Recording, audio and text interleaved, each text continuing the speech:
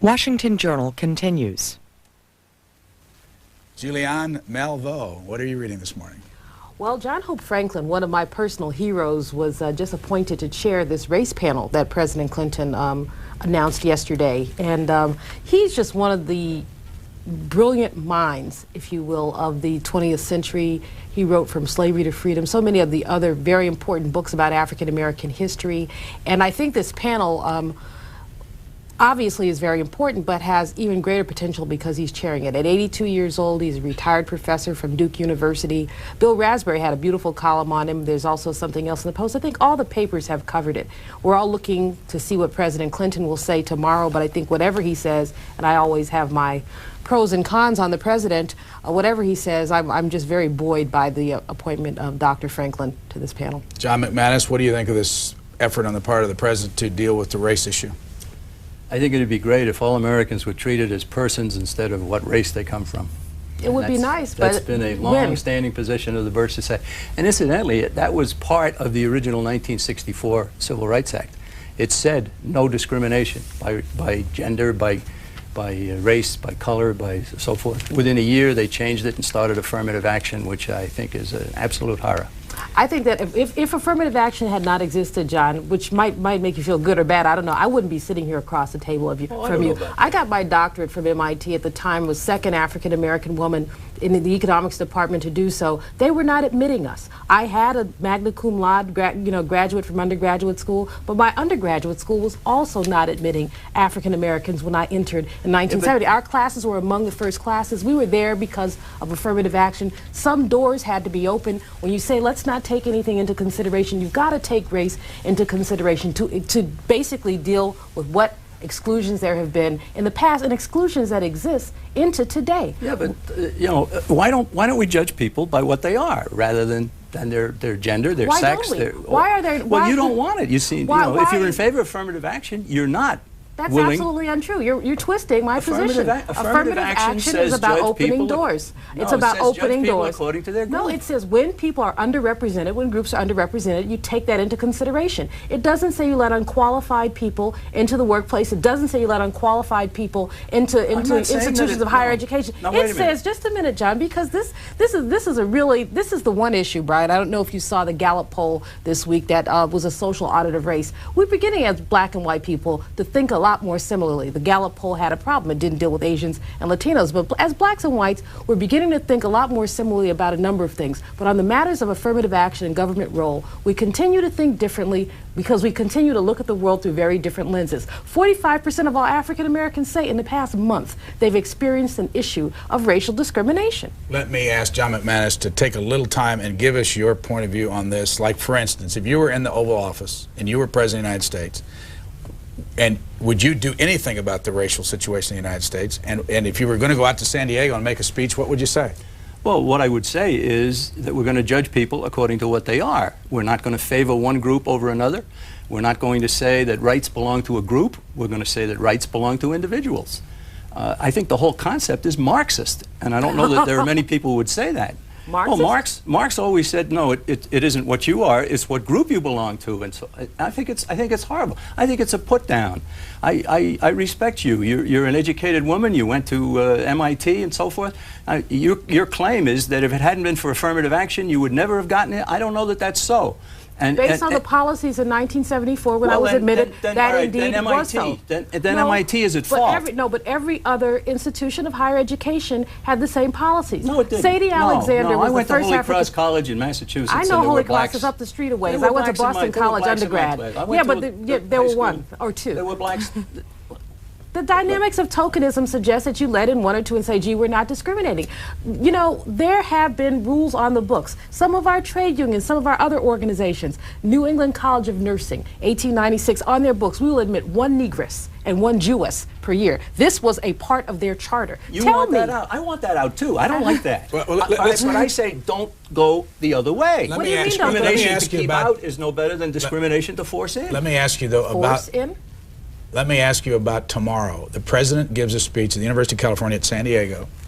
There's already a lot of copy in the morning papers about this, columns being written. He's appointing a 7-person advisory committee to advise him.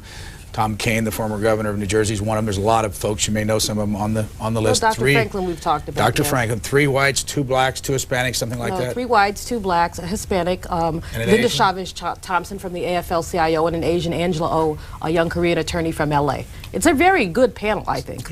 Are you happy about this? I am. Well, I'm always very skeptical about Bill Clinton because Bill Clinton likes to be liked. And because he likes to be liked, he equivocates a lot. But I think this is an excellent panel. Brian, if I were giving that speech at UC, I'd say something about acknowledging the past. You know, the biggest problem, from where I sit, is so many people are historically ignorant. When you challenge me about exclusion, that's just not knowing our history. Our history is a history of having excluded African American people. If I were Bill Clinton, I'd say, look, you know, we can't do anything about the past. Let's move ahead into the future, but let's acknowledge it. Why is there no monument to the contribution of slaves here in Washington? We've got monuments to everything else. Let us nationally embrace this past and move ahead. But no one wants to do that. That would be leadership. Don't say no. That would be leadership. That would be progressive. That would be something that I could take my nephews to and point to and say, this is what your people have given to the United States. This is why we want to be great Americans. Absent that, I'm not a patriot. How about a monument to the Irish Americans that faced signs Irish need not apply? How about this? How about that? Oh, please. Irish did not. Come on. Please.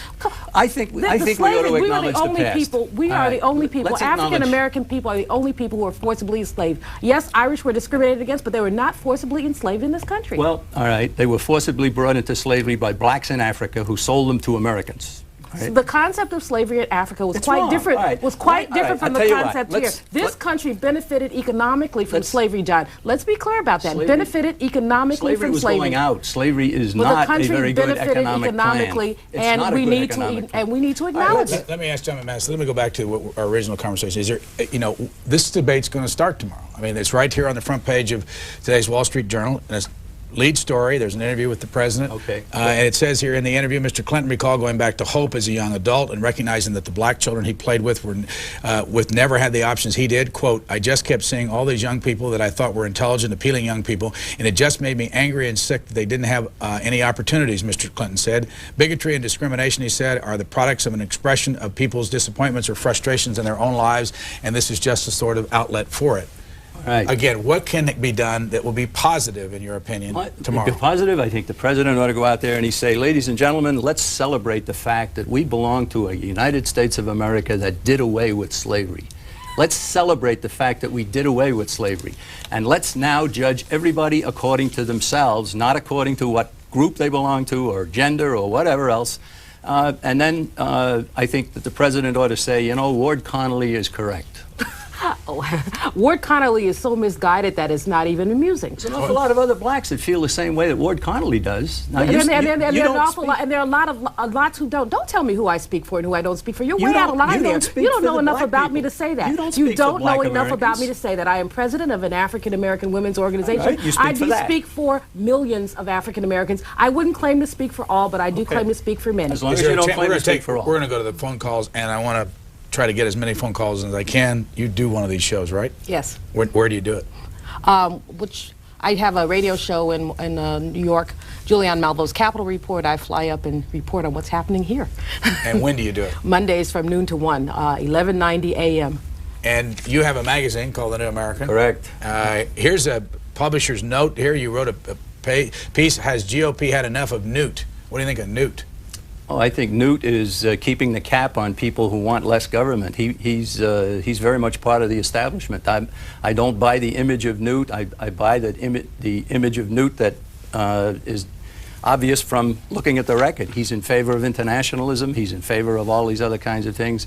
He's not a supporter of the Constitution of the United States. He thinks the contract with America is more important than the Constitution he's sworn an ooth to support. You got a miracle here. I never thought I'd agree with this man on anything. I don't agree with your reasons, but I think we could deep six Newt. Gee, let's shake on that. Moment. Now, what about this cover of The New American? 3 cheers for national service. I assume that is that Mussolini and is that Hitler and is that Bill Clinton? They can't see really on the. Well, the implication in the article, and it's a very well researched article, shows that there was forced volunteerism in Italy under Mussolini, forced volunteerism under Hitler in Germany, and now we see the same kind of volunteerism coming along, that either you get involved in it or you don't get a diploma from high school, or you don't get a diploma from here, or you don't. It's forcing volunteerism, and it's an oxymoron. There are 92 or 93 million Americans that volunteer for different things. We don't need a government program to spread volunteerism. The national service that involves young people in giving back is not forced volunteerism at all. Enrollment is absolutely voluntary. Now, the many high schools are doing things with volunteerism. It's part of civics. It's part of learning how to be part of a country. I think they ought to study the Constitution. Never mind this. They can study the Constitution too, but they need. Yes, they do. Yes, they do in civics classes, and they do in college as well. It's required. Julianne, Malveaux, where do you live? I live in Washington. And you went to MIT, and what did you study? Economics. I have a doctorate in economics. And John McManus, you were born in Brooklyn, but live in? I live in a Boston suburb, and our headquarters is in Appleton, Wisconsin, and I'm back and forth all the time, and I'm all over the country doing a lot of speaking. Why is it in Appleton, Wisconsin? Well, we were asked 6, 7 years ago to relocate to the center of the country and do away with expensive headquarters east and west coasts, which we did, and the man who was the CEO at the time lived in Appleton, so that's why we're there. Cincinnati, Ohio, you're our first caller. Go ahead, please. Hi, Brian. Hi. I want to tell you what a great staff you have. Thanks. I called last week and was cut off because you ran out of time, so the boy said he'd call me back. And I just want to say how nice Paul has been to do that. Oh, that's nice. Thank you. He'll be happy to hear you say nice things about him. Well, he's a sweet boy. I wish he was my son or grandson. What's on your mind this morning? Well, I hope this man will speak up because I agreed with everything he said except about Newt. To me, Newt's a wonderful, wonderful man. I'm real disappointed in Trent Lott. I don't think he has any backbone. But one thing I called about is the Indians. The tax things that they're trying to put on the Indians. I saw him on your show 3 days ago, I believe it was. But to me, this black woman sitting there who wants to be African, not American black, which I think is a great thing, I figured they have done... Ma'am, you certainly don't know enough about me to make those kind of statements. They've done so much better than the Indians. The Indians have been put on a reservation. They have been treated like cattle. And every person in America should have the opportunity. I'm a little Kentucky girl who came back from out of the hills of Kentucky, never had even a high school education. My husband and I have done great because we worked, and anybody in America can do that. And thank you so much for C-SPAN. All right, thanks. Well, first of all, no, I don't want to be African. I am African American. My origins are African, but I certainly am not about to go back anywhere. I was born in this country and intend to stay here. My forefathers built this country. You and I are both Native Americans. No, Native American Yes, people are the ones that the lady was referring to, who I agree with her on that one point. Let me also say on her point about work, African American people and other people who are fighting for economic justice do work. But we've been celebrating for the past 2 years under Bill Clinton economic expansion, and just last week we learned the unemployment rate had dropped to 4.8%, which is wonderful. But the unemployment rate for African Americans with that drop was 10.3%. So there's still discrimination in labor markets, there's still discrimination in our economy, and it's something that we absolutely have to overcome. When everybody who wants to work can find work, then we can start making those kind of smug comments about I've done well, anyone who works can do well. Well, the lady brought up the subject of the American Indians and the fact that some of them living on reservations and so forth. I've met American Indians who said that they knew what it was like to grow up in a socialist tyranny. They grew up on an Indian reservation, and they think that the Bureau of Indian Affairs ought to be done away with, and that Indians ought to be treated like 100% Americans. But now they're being treated like 100% Americans. They're getting all kinds of favoritism. We can always give their land back. Well, you know, we can give their land back. We can do all kinds of. Well, that to me is not the issue. The issue is everybody should be treated alike. We weren't treating them alike. We took their land. This is the basis of their economic development. They don't have it anymore. Windham, New Hampshire. Go ahead, please. I'm sorry. Yes. Good morning, Brian. Morning. I have 2 comments to make. One is to John McManus about.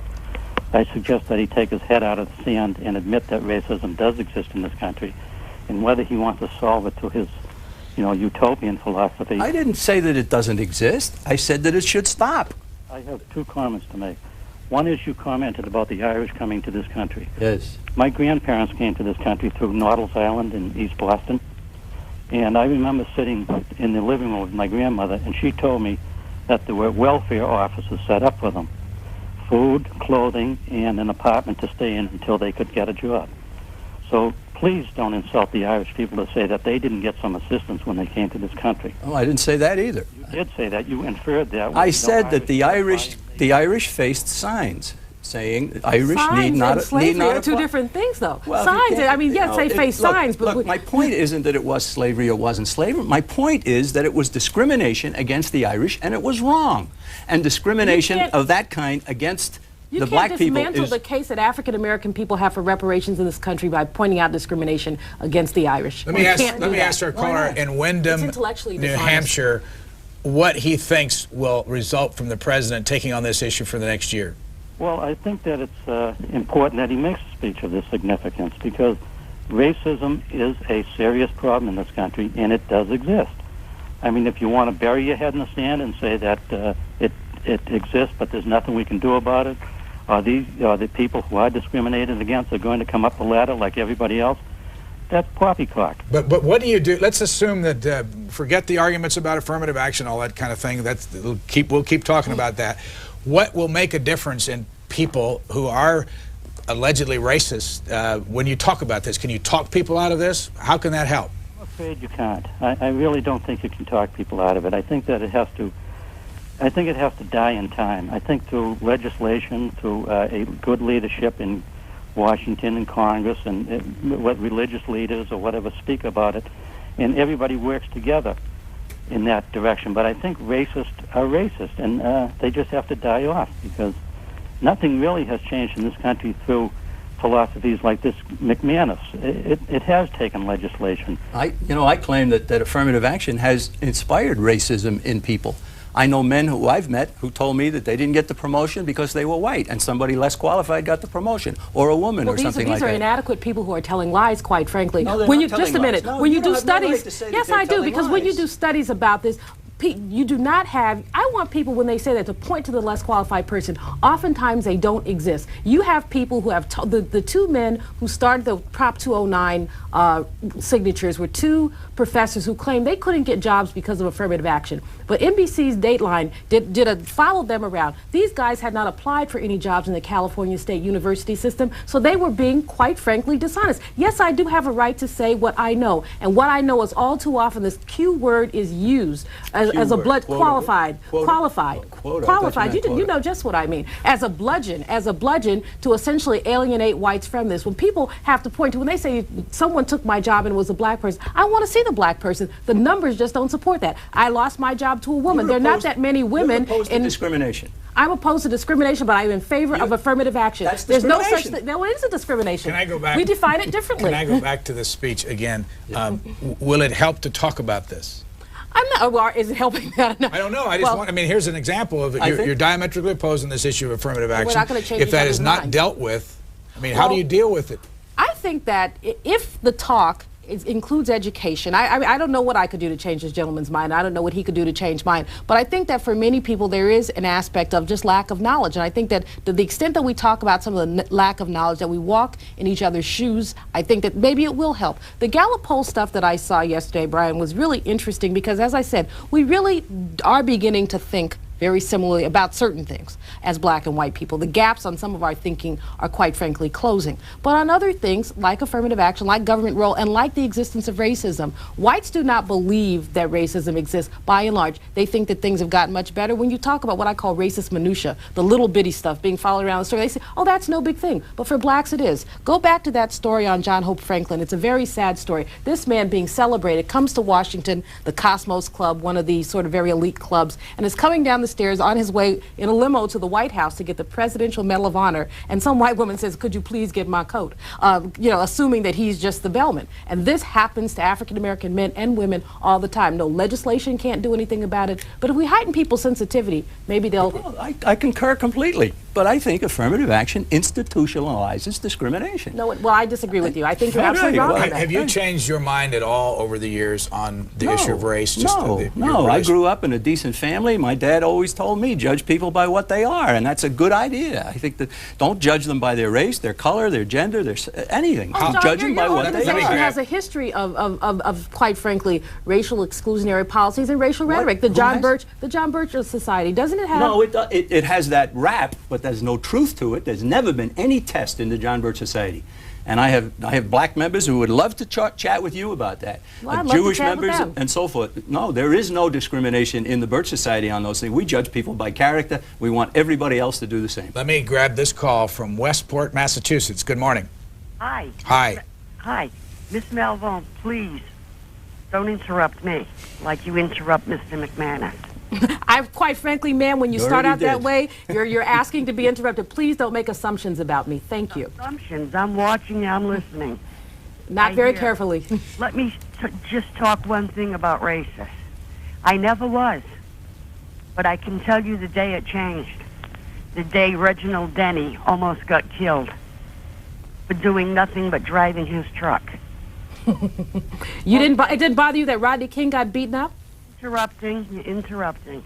You're right. You're absolutely right. My next question is, when Clinton vetoed this bill to help the people in Dakota because he didn't like the riders to it, I would like somebody to answer me why he didn't use the line item veto and pass the bill. He could have done that. He didn't use the line item veto so the Republicans could get blamed. Okay. John McManus, you start. Oh, good point. I don't like the line item veto. I think it's unconstitutional. I don't think it should be used. But I also don't think that the federal government should be in the welfare business. And you think the flood money was welfare? Show me in the Constitution where it says you can tax all Americans to take care of somebody's problems when they have a flood.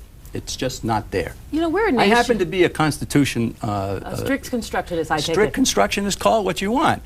The Constitution is clear. They've all taken an oath to it, and they do not abide by it. And it's about time that somebody forced them to do so. And that's what I don't like about Newt Gingrich.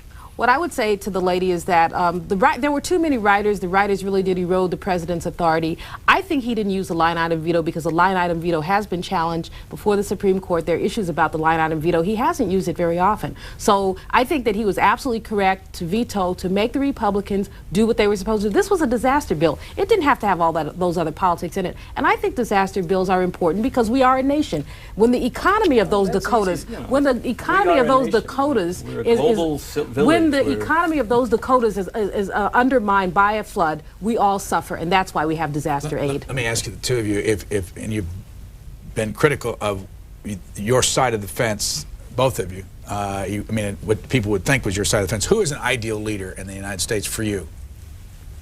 Someone that would be kind of up there on the stage, you'd say, that's my person. Well, there are some senators, there are some congressmen who are pretty strict and pretty much abide by the Constitution. Ron Paul from Texas is a good example. Scarborough from Florida, Helen Chenoweth from Idaho. In the Senate, Smith from New Hampshire is appealing. Ron Paul is on the cover of your magazine for the April 28th edition. Right. He gave a speech when he came back to Congress. He'd been before and then he came back, and in spite of Newt Gingrich, by the way, who tried very hard to block him. And we just simply asked him if it would be okay if we republished his speech about what he sees as the needs for America. And of course, there's a lot more things besides affirmative action that I think we should be talking about. NATO and McVeigh and John Huang and the most favored nation thing for China. All kinds of things. Let me ask Julianne Malveaux. Am I getting Julianne Malveaux. Julianne, yeah. What is your French connection? My dad was from Opelousas, Louisiana. Okay. What about the leader for you? I like Paul Wellstone in the Senate a lot. I think in terms of economic populism, he's been very focused, very on point. Ted Kennedy, in terms of health stuff, I think is very good. If I were voting for a president, I would be voting for someone like a Jesse Jackson. Quite frankly, I think that Jesse Jr. is doing a marvelous job in the Congress. Eleanor Holmes Norton, who happens to be a friend, is also a personal. hero of mine. I just think that intellectually she's been very sound. She's been, as you know, on my list, one of the things is the D.C. budget, but she's been one of the people who's really fought for the integrity of the District of Columbia. And one of the things on someone's list is the Father's Day, which we'll talk about in a moment. And the USA Today has a theme on each of its sections today. They've got the president and his daughter there on the front page. And then inside on the money page, they feature Earl Graves and his 3 sons. Earl Graves is the publisher of Black Enterprise magazine. And one of my favorites is on the cover of the Life section, Tony Randall, 77 years old, holding his 2-month-old daughter. My goodness. Why did you say my goodness? Do you think he had Strom Thurmond? That was wicked. Syracuse, New York. Go ahead, please. Ms. Malveaux, Mr. McManus, and Mr. Lamb. Good morning. Good morning. I have an observation and a question, please. You just referenced Mr. Clinton's reminiscences about the black children in Arkansas. I would hope you would understand that in terms of his same references to the burning of all the black churches in Arkansas when he was a child, and take it for what it's worth. What do you mean? What do you mean by that? Well, he spoke at some point about all the churches that were being burned in Arkansas when he was a child, and it proved not to be true. Remember that? I'm sure you do. And I remember him talking about that. I don't know what was true and what was not true. Well, it was proven not to be true. Next, I need to fill a void in my education. I watched with some pain, mesmerization, and ennui the markup for the tax proposals. Conspicuous for its absence was any discussion about the FCC taxing phones. I thought taxing was a province of the Congress. Could you enlighten me, please? Thanks. I can't help him on that, but he's absolutely right. Congress alone should put the taxes on people. Because the United Nations wants now taxation, wants to have its own budget, and it wants to have its own taxation capabilities. They're very dangerous. I was pleased just last week to see that the Congress voted for the first time on the matter of whether the United States should get out of the United Nations. The House had a vote on it. 54 members of the House said, yes, let's get out of the United Nations, and I think that's a very good start. I think it's very important that we do so, get out of the United Nations. That is one of the biggest mistakes that we could ever make. Our world is becoming more and more global. Our economies are intertwined.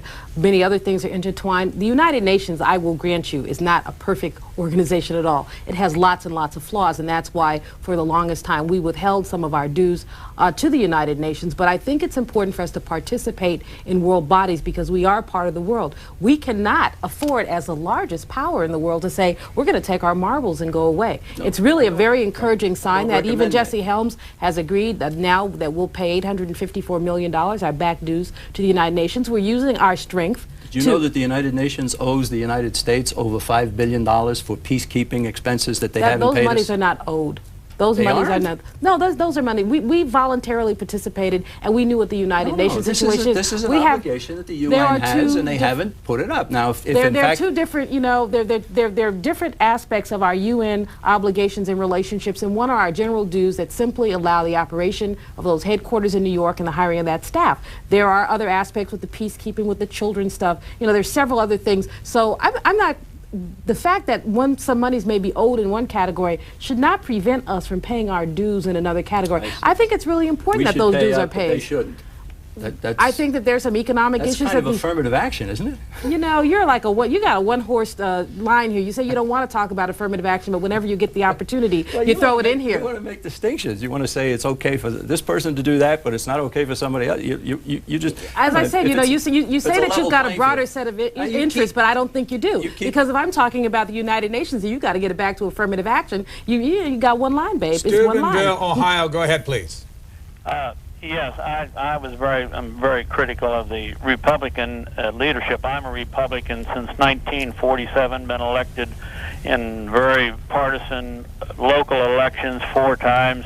I think I have pretty good credentials. I think the Republican Party has left the people.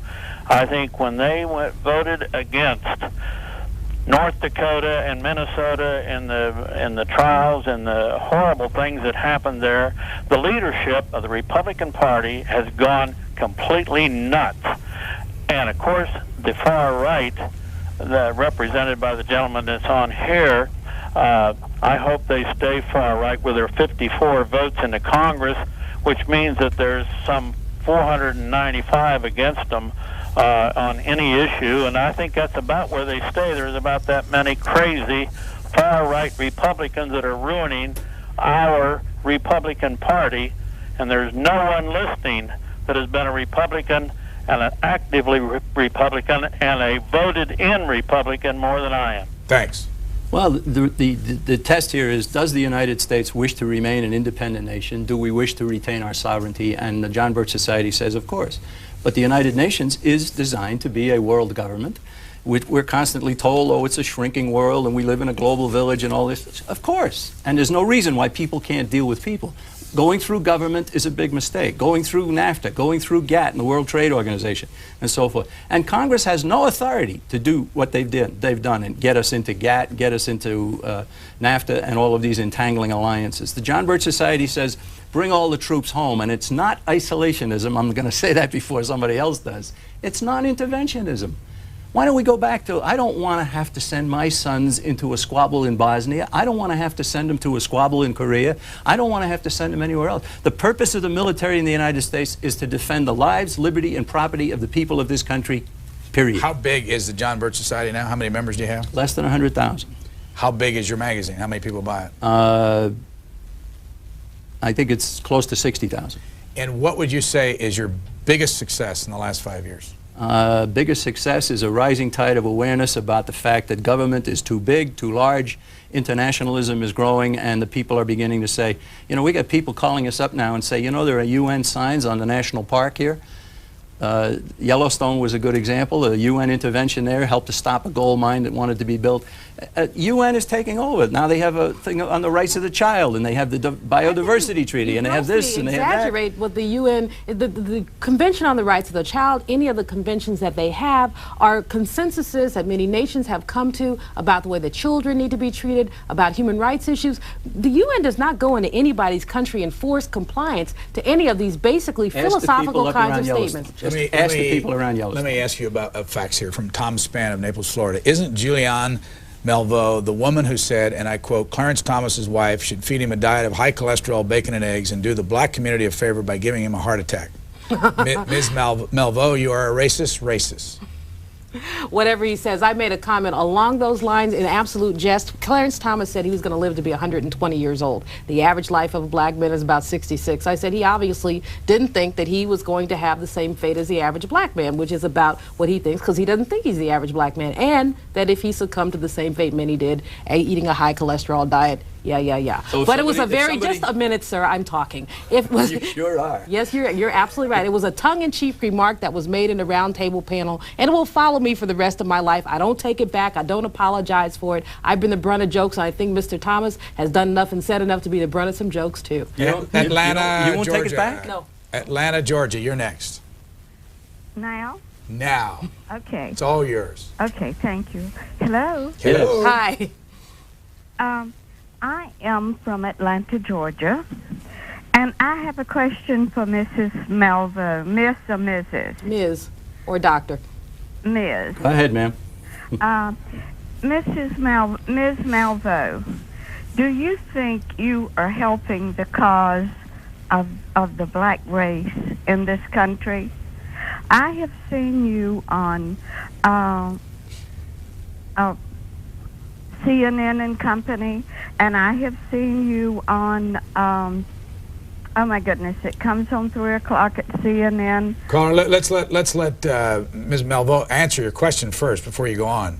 Absolutely, I think I am. I represent a position. I represent a position that a number of people appreciate my articulation of. There are African-American people who are determined to contribute in this country, but also determined to fight for economic justice, and that's what I stand for. I can't imagine how it would be possibly hurting the cause. Atlanta, what's your opinion?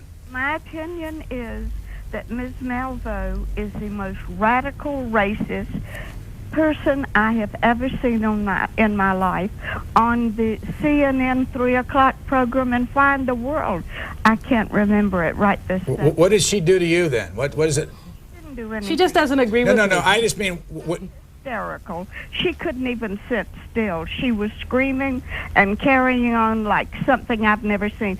And if you want to verify that, Mrs. Malveaux, get a video of that program and see if that makes you proud of the way you're representing the black population. Well, ma'am, I think that you looked at me through a very distorted lens. I have never been unable to sit still. I don't think I'm screaming and hollering here. I will emphatically make my point, as I always do, and if that offends you, that's your business. Do you have the same experience? People saying that you're a radical? Well, yeah, there are people who've been told that. You know, for many years, the rap against the John Birch Society was that we were racist and anti-Semites and a lot of other nasty things. Our black members stood up and said, no, it's not so. Our Jewish members stood up and said the same thing. There are a lot of stereotyping. There's a lot of stereotyping that does go on, and I'm opposed to it. I'm opposed to it, not just for the Birch Society, but for others. Judge people by what they are, not what others say of them. Let's go to Mobile, Alabama next. Go ahead, please. Hello. Hi, you're on the air. Great. I've been watching the show since the beginning of the show this morning, and I wanted to say to Miss Malveaux that I have to agree with the previous caller that she is a racist, and people like her is what keeps racism going. Number one, it doesn't mean that I'm any better than you, you're any better than me. We are all Americans. As soon as we start getting together and believing that we are Americans, we are all Americans, worrying about our own country instead of what's going on in the other countries, will be better. Caller, are you, did you vote for Bill Clinton? Yes, sir, I did. And what do you think then of his speech tomorrow? How important is it to you? I think that it's going to be a bunch of rhetoric like it has been before. You don't sound like you like him. I like him, but I just think that there are more important priorities than other countries at this point. I think we need to worry about our own country and our own homeless children. But that's what he's talking about tomorrow. He's talking about the problems in this country. Well, I'm hoping that he's going to say something that's going to, I don't know. My voice is kind of messed up. I'm sorry. Okay, I think the lady wants him to unite Americans rather than divide. And, of course, he'll say that that's his intention. And I say conferences on racism are just going to make it even worse. And I think that generally we ought to get back to what I said before, and that is judge people by what they are, not what group they belong to. You know what? It would be wonderful if everyone could be judged by what they are. But how do you respond to the fact that 45% of all African American people in this Gallup poll said that in the past 30 days they've experienced some form of racism, either going into a store with shopping, with something, with housing, with something? Those are not the kind of things that allow people, as the previous caller said, to get together and all think that we're Americans. No, I'm not a racist, but I'm very aware of race because it slaps me in my face all the time. What's the alternative? The fact is that these people who are calling and saying you're a racist would prefer that I shut up, that I not talk about racial issues, that I talk about some other issues. I talk about a lot of issues. I didn't come in here with race as the agenda. I want to talk about the budget, and we've talked about Father's Day and tax cuts and judges. But I think that it's very important for African American people not to be silent when injustice continues. Okay, so somebody, a black American feels that he's put upon by somebody. That, just a minute. Feels that you it say happens. 45%. All right, I'll grant you that. I don't know whether it's true or not. 45% of the people have experienced some form of racism.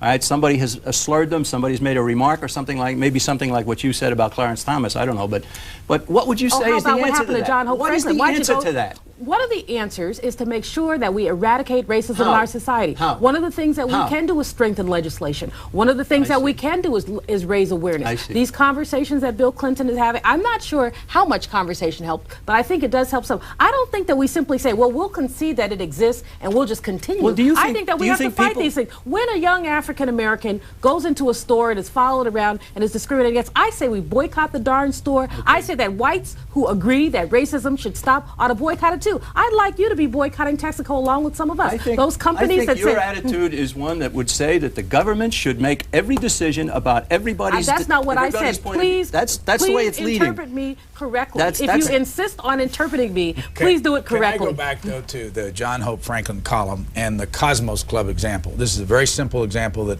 I assume everybody can understand. Was this in the column? Yeah. The Cosmos Club is here in Washington D.C. Up until a few years ago, there were no blacks, no whites. I mean, no women. Yes. And now they're both in this club. Okay, what would you do? I mean, just I'd be interested to know what would you do if someone, you know the scene. The lady says, "Get my coat," or whatever, to John Hope Franklin. If I were John Hope Franklin, what would I do? Yeah. I'd laugh. I'd say, "Ma'am, you got to get it together." Well, that's what he did.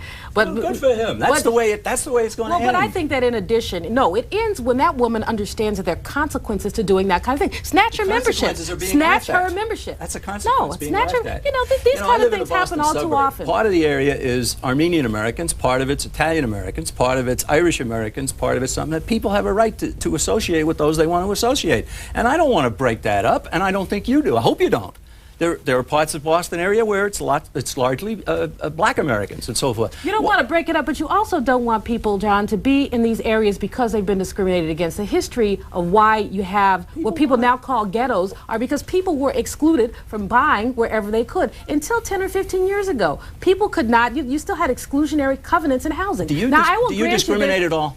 Do you discriminate amongst your friends? You do. Oh, all yes, right, so I do. discrimination per se is not bad. In fact, No, there was a cigarette years ago. Right Maybe free you and I would association. remember Herbert Tarleton cigarettes used to be the cigarette for discriminating people. Imagine that. They Well, would you not know, use there's that. discrimination and there's I discrimination. got to grab this call, but if that had happened to you, that same incident, what would you have done? It depends on what day of the week it is. I'll tell you, one day I was in the United Airlines Red Carpet Club, and I had on a navy blue suit, as do many of the attendants, but I just happened to have on a navy blue suit, and the guy came up to me and asked me to get him a cup of coffee, and I looked at him, and I started to curse him out, and then I said to him, you know, I gave up white people for Lent, and just went about my business. I mean, how dare he, quite frankly? I don't think I would. You know, some days of the week I laugh, some days of the week I cuss him out. Woodstock, Virginia, good morning. Good morning. Hi. Thanks for letting me on C-SPAN. Welcome. I have a few comments to make about the slavery issues you were talking about earlier in the program. It seems that slavery was done away with because it was not an economical, feasible system. Correct. It was cheaper for the slaves to take care of themselves than for the slave owners to take care of the slaves. And they worked harder. I'm sorry, sir, but that just was, you know, your Economic attitude. You say you're an economist? I am an economist. How, you know, again, Right. your supercilious attempts at slurring me are simply not going to work. What do you mean you say you're an economist? You say you're an economist. I am an you know economist. That What do you mean the you say greatest you're an motivation, the greatest motivation for act is profit. And if somebody can keep the fruits of his labor, he'll work harder. That's the basic economic law. Again, you seem to be ignoring significant aspects of our history. Well, Slaves worked gentleman. extremely He had a hard. question. You can read the books that talk about the 14 and 16-hour days that slaves are forced to work. To sort of throw that in there is extremely insensitive at best. Woodstock, come back to us. What do you have on your mind? All right, Miss Malveaux, you would be better off if you listened with your ears instead of your mouth, first of all. Well, you know, again, I will not deal with these kind of ignoramus type slurs. Why don't you say what you have to say instead of telling me what to do? I see. All right, I will. So anybody who opposes you now is an ignoramus. Well, no, to tell me, he was attempting to be insulting, and again, I'm not going to take it. You've been throwing a few insults around yourself. I didn't throw them at Woodstock, though. You threw them at me. I haven't thrown them at Woodstock, though, so Woodstock is way out of line. Come back, Woodstock. Come back, Woodstock. Now, I'm getting the results I hoped for. Anyway, secondly, you are an American of African descent, Miss Malveaux. You are not an African American. You're not in a position to define me. Thank you. No, I'm not making any judgment about you. I'm just making a fact. My self-description is African American, and you are not in a position to define me. Okay. Well, I'm just going by what the meanings of the words are. You're an American first and African second. No, I'm not an American first. I'm glad to finally get that clear. Isn't that interesting? Yes. Yeah. Thank you, C-SPAN. now, why did you? You know, when we pledge the flag, I pledge it. I very rarely and with much. Keep your fingers crossed. I do, absolutely, with much trepidation. One nation under God. We're not one nation. We look at the data. We look at the way that people are treated. We're more than one nation. People are treated very differently in this country. The only time that I really feel patriotic, Brian, is when a plane is landing over Washington and you see the monuments. And I'm reminded of a poem that Maya Angelou wrote in which she said, "Let America be America." But we're not being America now. I mean, when someone virtually celebrates slavery, you know, when you have people, Who celebrates slavery? Some of the comments you've made, sir, quite frankly, have been pretty much near there. Yes, they have. You are really good at throwing around insults, aren't you? I bat them back just like I get them, sir. Is there a country in Africa that you'd rather live in? Not really. No, I live here. I am an American, but I'm not an American first. I really am not an American first. I am an American in the idealistic sense, but not in the realistic sense. When you say are you an African first? No, I was not born in Africa. I've been there several times. What are you? But I was not born there. I'm a person before I'm anything else. I'm a person. Oh, you're a person okay? first. Let's go to Linden, New Jersey next. Go ahead, please. How you doing? I just wanted to make a couple of comments and see if we could field a question from those. I just graduated from a program. It was a nursing program, and quite frankly, there were, I don't know if I could say quotas, but there were people who were brought into the program based simply on the fact that they were minorities. And through attrition and the fact that the program was so difficult, quite a few of the people did not make it. And my thought is, how is it by virtue of being a particular race or a particular gender, is it that people are entitled to preferential treatment? Preferential somehow or another means that someone is being discriminated against by providing preferential to someone else.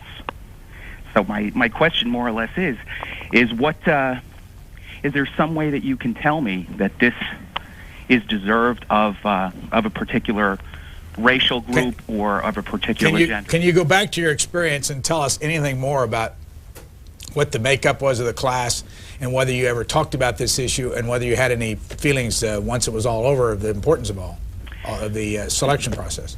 Well, that was part of it. Part of it was that I felt very much discriminated against as a man in a predominantly female environment. What was the makeup? What were the numbers? I would have to say in my particular class there were probably, I would want to say about 40 people. The male population totaled about maybe 4. And you felt discrimination during that time? Oh, absolutely. Absolutely. What was the racial makeup of the group? I would say probably 10% either Hispanic of some type, and probably another 10 of black, and there were quite a diverse group. It was Philippines. Well, did you get in through affirmative action? Absolutely not. I got in on my grades, and that was the whole thing that I was arguing about, is that shouldn't it be judged on individuals' merit? And I'm also walking away with this huge student loan that I'm going to have to pay. By virtue of someone being of a particular race or gender, why would they be entitled to come in and to get tuition paid? Well, before we let you go, let me ask you this question.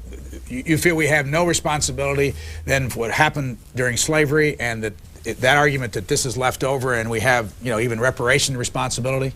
Well, I don't know that there really could be a responsibility, and if that be the case, then show me one group, minority group in this country that in one way or another, and I'm of Cherokee descent, so I know what life is like on the reservation, and I've seen people pushed off their land and killed for their beliefs.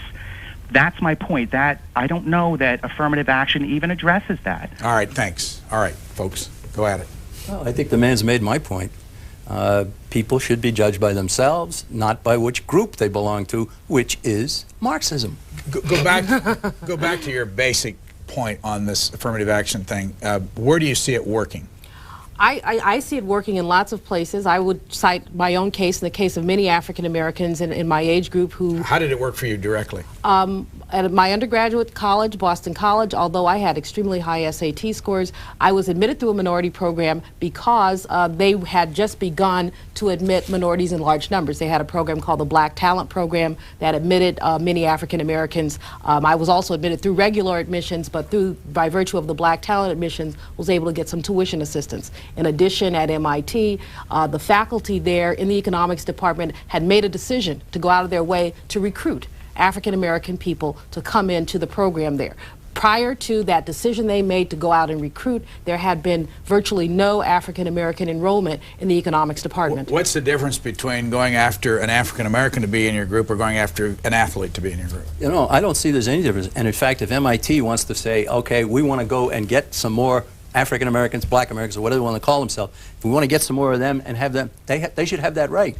But they should not be forced to do it by some government quota. Were they forced to do it at MIT? I don't think they were, but as you know, in the 70s, there had been some audits of educational institutions in terms of their enrollments and their numbers, their demographics, the fact that African Americans had not been admitted in the past, in some cases was due directly to discrimination. Universities changed some of their enrollment and admissions policies in the 70s. We got to go to Arlington, Texas, about out of time. Go ahead, please. Good morning, Brian. Hi. Nice to see you. Thank you for C-SPAN. Welcome. I just wanted to make a comment. I think I agree with everything that Ms. Malveaux has said. It's interesting to see the difference between this messenger and, say, someone like Dr. Martin Luther King. It's the same message. It's just one is delivered with a spirit of love and understanding and forgiveness, and the other one is strident and I think really does a disservice. Can I ask you a question, sir? Do you agree with her that you are not an American first yourself? Sir? Do you agree? Are you yourself not an American first? Sir, I don't know where you came up with that. She said it. She said she's not an American first. She said she crosses her fingers when she salutes the flag. Do you agree with that? She also may like butter on her peas. That doesn't mean that I do. You didn't answer my question.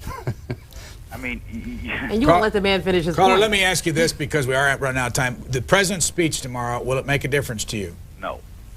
And does it make a difference that he's going on a year's effort to improve race relations and has an advisory committee? No. I think it's all show. I think it's all his attempt to become less than a wimp in the eyes of history. I think it's... Did you vote for him? Yes, sure did. What do you think of him now? Not much. Why? Well, I mean... you don't have time. Sir? You don't have time. He promised to do a lot of things. He promised to address a lot of problems that, he finds that it's not politically beneficial to him. The biggest problem we have is campaign finance reform, and he is sucking in the soft money like a Hoover. All right, thanks.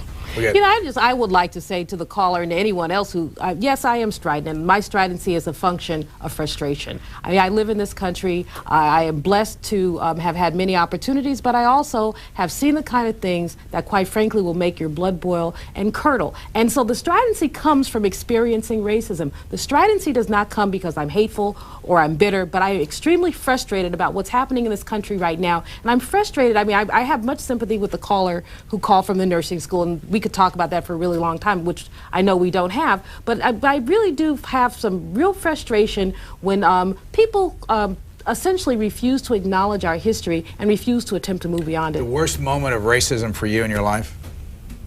Probably losing a job because I was African American and being told that, being called an uppity, the N-word, and if you were a white man, you'd be great, okay? But because you're not. And How long ago? Maybe 8 years. Have you ever seen yourself a moment of racism? Oh, does the John Birch Society get excluded? Or you want to talk about a minority in America? Here we are. All right? A moment of racism. Does the John Birch Society get shunned and so forth? Not by C-SPAN, and for that I thank you and I salute you. But doors are opening up even for the John Birch Society, and that's good too. America is a group, a polyglot nation. It's very unique in that regard, and I think it's a strength. And I would like to say, let's continue to judge everybody by what they are, not what group they belong to. Do you do this full time? I am. I'm the president of the Birch Society. I've been in 31 years on the staff of the Birch Society. I worked alongside Robert Welch, who founded our organization. And part of my job for many years was to put down these charges of racism and anti-Semitism and so forth, which just isn't so and never has been. Your column comes out how often? Twice weekly. And where can people see it? Detroit News in Alaska, the Oregonian, San Francisco Examiner on the business page, about 25 papers nationally, also once a month in USA Today. Merritt Island, Florida, good morning. Merritt Island, Florida has, I guess, gone away. You know, we didn't get to an awful lot of your stories. You worked hard before you got here to the table this morning. we got onto one issue. What about, I do have a question here that you brought up, this story about NATO. There's a front page piece in a couple of newspapers that the president's decided on only 3 countries will be added to the NATO roster. Hungary, the Czech Republic, and Poland, excluding Romania and Slovenia. Does this matter to you at all?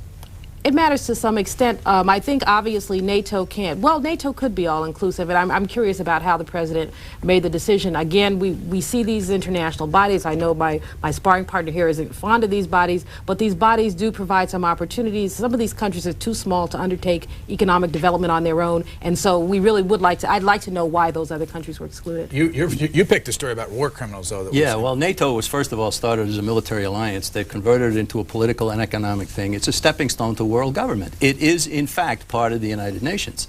It's chartered, even its treaty mentions the United Nations 4 or 5 times. Most people don't know that. Should American troops be put under NATO? Absolutely not. Never under NATO. They are under NATO. But as participants in some of the peacekeeping efforts, we should. Well, then why does the admiral say he's delighted to be carrying out the mandates of the Secretary General? You know, I mean, he did, Admiral Leighton Smith. But my point is very simply, we don't need it. Let's bring the troops home. They want to balance the budget? Good. Stop all foreign aid, bring the troops home, that balance the budget. Bingo, you got it. Under certain conditions, the part about bringing the troops home is something that you and I might agree on, not about stopping foreign aid. I mean, I do think our military budget is way too large. It's $278 billion. If we cut it in half, we could do a lot of domestic. Show me in the Constitution. I'm not going to the Constitution. Show me where you can find foreign aid in there. I'm not going down the constitutional path with you today. Last call for our guest from Newport News, Virginia. Go ahead, please. Hi, yes. I would like to tell Mrs. Malveaux that I think that she is doing a fantastic job. I wanted to call and to support her. I wanted to say that there was a lot of hypocrites that were calling today. The guy who was sitting next to her is a hidden racist. We experience them every day. They are hidden racists, and I wanted to tell her. I'm not sitting next to her. You. Brian Okay. is. My goodness. What do you mean by caller? What do you mean by the guy's name that's right across from her? Okay. Mr. McManus? What do you mean by hidden racists? They will never ever come out and say, "Well, you know, I really don't like blacks," or "I really, you know, just don't like being around them." Or there's a lot of people like that. They will never have the fortitude or have the ability to be just straight up. And that's why I like her, because you know what? She says what she means. She's not trying to get around anything. Caller, what's your Okay. background? What's your background? I have a bachelor's from the University of Maryland. I am married. I am a business. I just recently got my degree, actually, after having 2 kids. What race? Well, congratulations. I am black. I am African American. Oh, I want to say a comment about that. I agree with her wholeheartedly on that. It is hard to be an American when you know that there is so much injustice going on around here. Is there another? Let me finish, sir. Yeah, I just want to ask you because I have no time. Is there any other country you'd rather live in? Okay. What did you want to say now? Is there any other country you'd rather live in?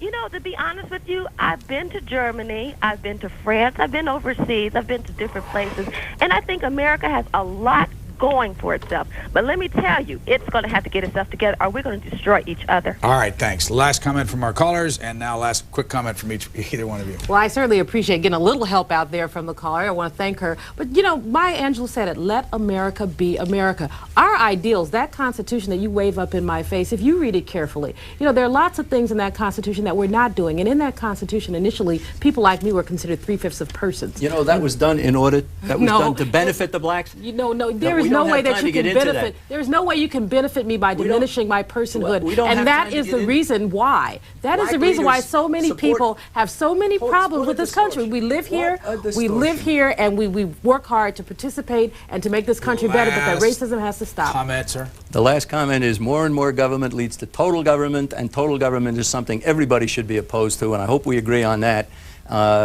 John Birch Society, be anxious to hear from anybody. Appleton, Wisconsin, you can get a hold of us. We'd be glad to talk to anybody. Julianne Malveaux Yes. and John McManus, thank you very much, and we'll be back. Thank you.